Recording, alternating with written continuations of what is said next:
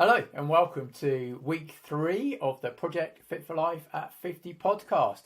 So this is week 2 review.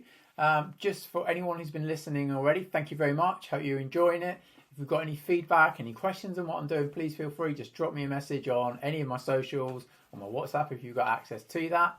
And a little reminder for everybody as well on what is my Project Fit for Life at 50. It's my personal challenge to be as fit as I can possibly be when I turn 50 on the 27th of March 2024. And what does Fit for Life mean for me? So Fit for Life for me is I want to be able to enjoy my running, run strong, be competitive even, because I sort of do like that, and get out there, be able to run times which I feel I can, and really enjoying it as well. I want the energy for everything I do in life. I want to be able to say, right, I'm getting up, I'm going out, I'm doing something today, and I've got the energy for it whenever I want it. I want to be able to manage the aches and pains that come about through everyday life. And I want to be able to say, someone says, oh, do you want to come and do a hike or do a challenge? I want it to be that I'm in a good place. I've got that base level of fitness that I can go and do it. Yes, of course, you've got to train for certain things. But I want it to be that I've got that base level of fitness that I can go, yes, let's go, let's do it. So for me, that's what Fit for Life means. Let me know. Drop me a message. What does Fit for Life mean to you? So let's get into this week. Let's see how the last week went. So big takeaway for me over the last week was that consistency is key. That was the first one. The things that we do consistently, we're doing day in, day out, even if they're quite small things, around habits, behaviours, that sort of thing, are the things that really give us the long-term results, bring us the success we want in whatever we're doing. It's not about having 1 or 2 days of perfection and everything else is just, you're not really doing it. If you're doing the basic things you need to do on an everyday basis, and you're being consistent with that, that is what will bring you the results. And the other takeaway was don't give up. We'll talk about that a little bit more in one of my wins of the week and in my cardio training overview. And that was around going to a 5k race on Saturday. We'll talk about that then. So for this week was a good mixture of training, getting in running, hiking, walking, strength training, and the mobility work. And I did 2 benchmarks this week as well, again, which we'll talk about in the training section.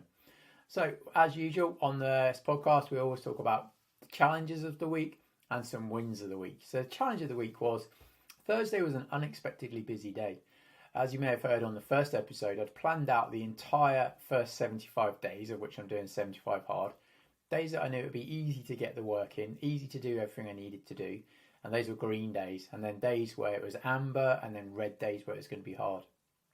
Thursday just turned into a really, really busy day. I didn't expect it to be that busy, but it was. So there's a few challenges there. I had to move things around, do things at different times of the day, which I hadn't planned on doing.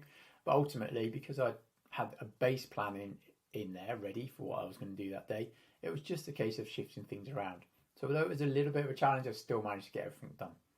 And then it was the Easter weekend, where some people would say, Easter weekend, it's a time to celebrate, time not to worry about what you're eating and target, all that sort of stuff, which is true. This time of the year, you should be enjoying yourself. It's not about sticking to some restrictive diet, which I would never do or never recommend anybody to do. But being able to enjoy the foods you want over those 1 or 2 days, it's only when that then trickles into the following week and weeks afterwards. So I had a few little mini eggs on Sunday morning. That's all I wanted. I'm not really a chocolate fan, so no worries there. Did an Easter Saturday walk, which is really nice. And then my daughters came over on the Sunday afternoon, saw them with their boyfriends, which was really nice. So it just meant that I needed to plan around to make sure I could be present with them when they came over. Got everything else that I needed to do, wanted to do, get all that done first. And I did it. So, challenges come along. We just need to work around them what they are to make things happen. Then on to the wins of the week. So this week was the end of a Thrive 90 challenge that I did, which is a 90-day program inside my business mentoring program I'm part of, where we follow the training plan for 90 days, high accountability within that as well to do that, take photos and a measurement every week as well, just to keep us on track. So over the course of that, which started at the beginning of the year, I lost 3.1 kilos and 7 pounds, which is 90 days, which some people might think that's not a great deal. But that only tells part of the story. So I feel stronger, I feel fitter, I look leaner. You can see up in the pictures other side. You can see the pictures up there where it's just some before and after shots there. And it was a reminder really of, if you're on a fitness plan, you're looking to lose some weight, and you're using only the scales as your measure of progress and your measure of success, so many things that can be different every time you step on the scales. If you step on the scales 10 times in a day, you'll get 10 different weights. So the measurements told me from the scales I'd lost some weight. The photos showed me that body composition had definitely changed, which is really good. And on the strength side of it, 2 examples was my dumbbell bench press had increased from 12 by 12.5 kilos to 10 by 20. And my single arm dumbbell row had improved from 12 by 12.5 to 10 by 22.5. So definitely stronger there. Definitely the work I was doing, work I was putting in. And you had that whole accountability bit. You could look through each week, look at the photos and see that progress that was there. So really, really good reminder. Again, for me, I know it already, but just saying out here that if you are doing that in the moment, you're looking to make changes to your health and fitness, important that you've got those measures in place. Second win of the week was a benchmark 5K of 17 minutes 7 seconds, which is at Dorney Lake 5K event. I felt really, really strong, and it was a really important one for me because my running since I had COVID in June 2022, I just feel my lungs have never ever got back working properly again. I feel that always struggling to push on. I've been to the Salt Kingdom, which I talked about last week. If you want any information about that, just drop me a message. That I feel like really helping. It's really sort of clearing my lungs feel a lot more clearer. I feel that I can actually breathe further down than the middle of my chest now, which is great for me. I'm really, really happy. So yeah, really good benchmark there. 17:07 to work off of. Be good to get back under 17 minutes again and heading down to what one of my goals is by the time I turn 50 is to run a sub 16 minute 5K. So some work to do there, but definitely heading in the right direction. And then Sunday was a 90-minute hike. I did just over 10k carrying 25 pounds, which is for the fan dance. A little bit annoyingly, the fan dance event, which I was doing as part of my challenges, the nighttime version got cancelled on Saturday, and it's got moved to the option of only being able to do the daytime version.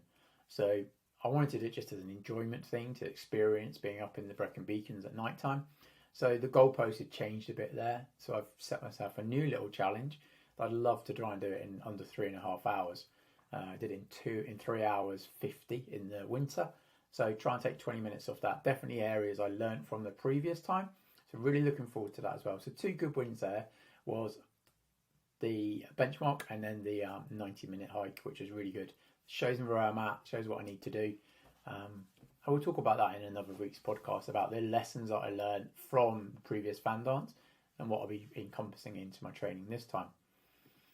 So on to the cardio-based training, overview of what I did this week. So I did 5 runs, totaling 30.9 miles, 4 hours, 12 minutes, including that 17:07 5K.